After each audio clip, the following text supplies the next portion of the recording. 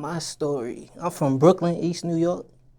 I grew up gang banging, just making all the wrong decisions, and then I ended up going to the Navy, and that kind of like opened me up, changed my life on how I see things, how I wanted to move. But I always been a part of the music. How young did music start for you? When I was a kid, my pops actually used to manage me, so we kind of took it serious. We did street festivals all over Harlem, Brooklyn, Queens, and that's just something that I loved. I loved the studio atmosphere. I loved just the making of a project, the making of beats and all that. It just was always something I wanted to do, like watch videos, all kind of stuff. Anything dealing with music was what I did. What age was this? 10. And was this something you wanted to do was this something you wanted to do on your own, or you were pushed to do, so to speak? I wanted to do it, man. Like I knew, like when I got older, I was gonna be in the videos. I knew I was gonna have the cars. I knew I always been obsessed with that life. So, the music and everything, that just worked for me. So I ended up getting out the military to do it. So, How long did you do in the military? 7 years. And was that the original length of your contract? No, my original contract was 4 years. So I did some more time, and then I got out to do music. I got out early to do music. Yeah. And nothing crazy on the discharge side of things? Nah. I've been to combat and everything, so I'm war ready, And that's a conversation we can have later on in this interview. But as far as music, you mentioned your father. He played the role of your manager. Yeah. At one point. Was he a rapper himself? Yeah, he was a rapper in Brooklyn. He was dope. Like, I was his fan, so it's a lot of stuff that made Fase, Like, I remember walking to school, listening to his cassette tape. So, yeah. Care to share his stage name? D-Ski. He from Bedford-Stuyvesant, Brooklyn.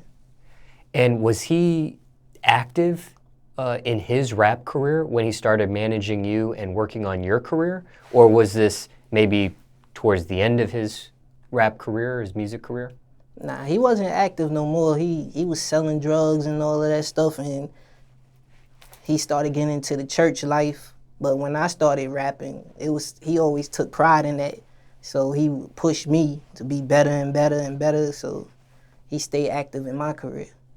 He got into church life first and then started managing you at 10 years old, or? Yeah. Okay.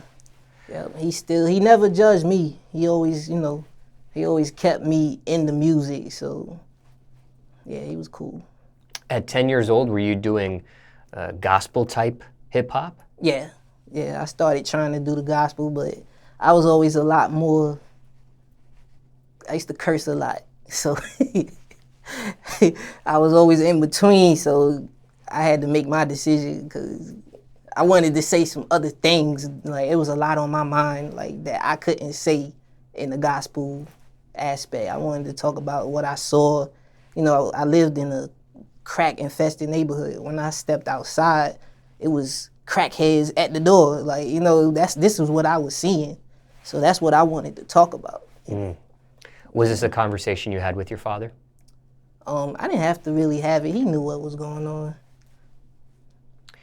When he starts to see that you want to talk about other things, does he try to persuade you at all to continue with the gospel type of hip-hop stuff, or what? Nah, that's what I liked about him, because he never forced that on me. Like, the rap that I heard from him was street rap. So when I started doing it, it's kind of like he backed it. Like, he was cool with it. And what religion was this? Christian. I didn't know if it was something more specific than that. Nah, it's Christian, non-denominational. Now, when it comes to your parents, you mentioned your father throughout this interview. Yeah. What happened to Mom? She was there. My mom was more on the religious side. She was more on the religious side, but she didn't really try to stop me. But, you know, her thing was the religion. She was a lot more stuck on that, so. And it was also the same religion, Christian, non-domination, how do you say it? Denominational. Non-denominational. Yeah. It was the same. Sounds like your parents were split at some point. Well, the pops that I'm talking about is my step pops. Okay. My real father, I don't know that guy. Okay. Yeah. So this whole conversation, it was in regards to your stepfather. Yeah, he been around like most of my life. And let's take it a little bit further of this backstory of your parents. Do you know how old you were when your biological parents together split? I probably was a baby. Like, I don't even remember this guy, you know. I've tried to reach out to him in many ways, but, you know, to no avail. And he's still alive, so, you know, it's too late now, honestly. It is too late? Yeah, for me it is, yeah. And I want to talk about that dynamic there in a little bit, but more on the backstory here. Do you remember what age your stepfather comes into your life? He came in about 10. Okay. Yeah. And music was how you bonded, I would assume. Yeah, music, fighting. He used to always make me box. Like, he wanted to play fight all the time, so he used to like watching me play fight and fight the kids in the neighborhood. My pops is a real Brooklyn cat. Like, he's a bully, so that's how he tried to raise me. I just ain't as big as him. But at the time, I was on my bully stuff, but I was a lot smaller, so yeah. And we'll talk about that a little bit later too. But when it comes to your parents, are they still together today? Yeah, yeah. Married? Yeah, they still married. Yep. And how long do you think it's been at this point? Had to be like 15 years maybe. What do you think their secret is of staying together that long? Are you able to pinpoint that?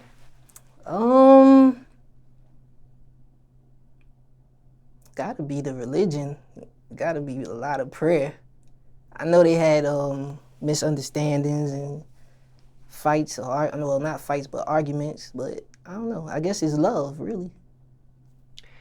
And it sounds like you have a good relationship with your stepfather. Yeah, yeah.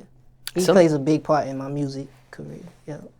He still plays a role in your music today? Yeah, like even when I want advice or when I want to know how something sounds. You know, every project I drop, he still listens to, tell me, oh, go harder or do this better or I like this song. Like, so he's still there somehow. Not in a manager position though? No. Why not? It's a different ball game now. He can't even play in this game. So more so like consultation. Yeah. Aspect. Yeah. When it comes to your stepfather and this good relationship you have, sometimes I do this type of interview with people, and when we talk about their step-parent, it's a toxic relationship. Yeah. Why do you think you had such a good relationship with your stepfather when there are really toxic ones out there? I think because it was just my mother. That's all I knew. So it was good to have a man figure in the house. Cause it was before that it was just me and my mom. I used to just watch her hustle, watch her go to work, me stay home by myself at a young age. It was a lot of that. So when he came about and he actually cared about what I was trying to do, like it wasn't like, oh, I'm just with your mother. He actually took to me, so that worked out for me. You think the age of 10 years old also had something to do with it? Him coming to your life at that time? Versus maybe if he came into your life at 15 years old or 20 years old maybe, I don't know. Yeah, I think, yeah, it might, yeah, because you're a lot older, so possible. It's possible. Did he bring any previous children into the relationship with your mother? Yeah, I got a sister and a brother. Did they also live with you under the same roof? Just my sister. What was that like? I hated it at first. You know, it was something I had to definitely grow into. I didn't want another kid around my mother, so. And it sounds like your stepfather treated you just like he treated his own Yeah, child before coming into this relationship. yeah, yeah. And your mother did the same, treated his child the same as you? Mm-hmm. Yep.